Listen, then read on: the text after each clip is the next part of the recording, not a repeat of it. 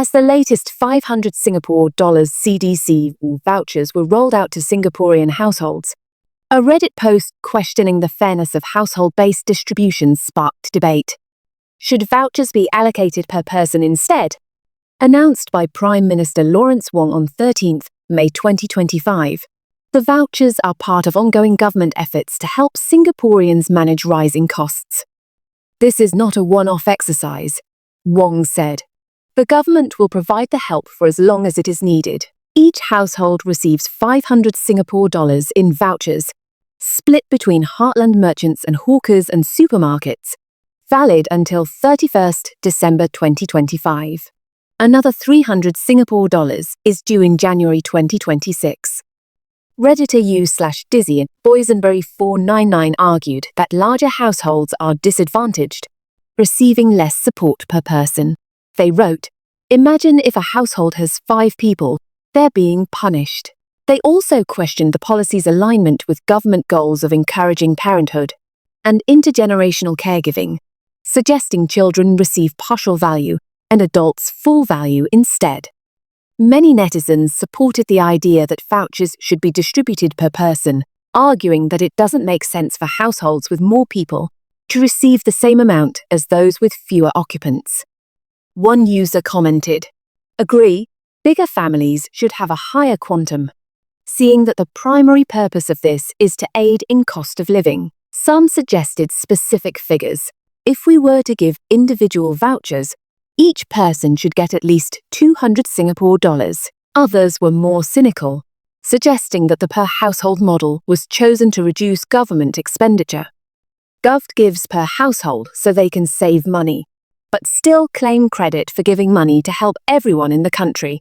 A number of commenters questioned the effectiveness of CDC vouchers altogether, describing them as superficial or symbolic solutions that do little to resolve the deeper economic pressures. One user remarked that vouchers are not even comparable to a Band-Aid, as at least a Band-Aid can stop bleeding and prevent infection. Instead, they likened CDC vouchers to cheap alcohol, offering only temporary relief, like getting high and drunk for a night to forget the pain. But by the next morning, they said, the wound remains and is still bleeding. Others criticized the reactive nature of government aid. Most of these cost of living help schemes are like virus patch updates. You find a symptom, you fix the symptom. There's not much anticipation or effort to go to the root cause. Another user commented, "Many tranches of CDC vouchers just sound absurd. It's like managing symptoms instead of solving the actual problem." One suggested that addressing broader issues like business rental costs would be more effective.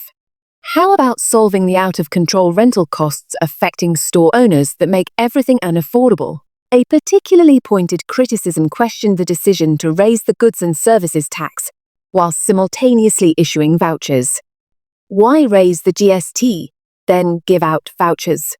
It's like killing someone and apologizing afterwards. Others proposed systemic changes, such as linking CDC funding to broader wage reforms. One suggestion was to scrap the voucher scheme entirely and instead mandate a minimum wage increase that keeps pace with inflation. The commenter argued that the funds used for CDC vouchers could be redirected to subsidize companies that hire local workers, have local leadership, and are based in Singapore. If wages rose in line with inflation, they added, there would be far less need for such temporary assistance.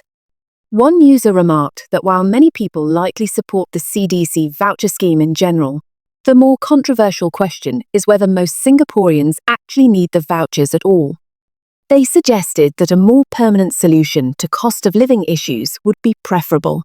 Another user questioned the long-term sustainability of the CDC voucher scheme, noting that calls for systemic reforms are often met with concerns about depleting national reserves, yet similar scrutiny isn't applied to recurring voucher handouts.